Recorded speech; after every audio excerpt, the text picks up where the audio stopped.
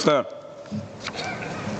കേരള വികസന മാതൃക ലോകശ്രദ്ധയിൽ കൊണ്ടുവരുന്നതിനോടൊപ്പം കക്ഷി രാഷ്ട്രീയ അതിർവരമ്പുകൾ ഉല്ലംഘിച്ച് കേരളത്തിലെ മുഴുവൻ മനുഷ്യരുടെയും ഒരു സാംസ്കാരിക മഹോത്സവമാക്കി മറ്റ് സർവതല സ്പർശിയായ രീതിയിലുള്ള ഫലപ്രദമായ ഒരു ബന്ധപ്പെടലാക്കി ഇതിനെ മാറ്റുന്നതിന് നടപടി സ്വീകരിക്കുമോ?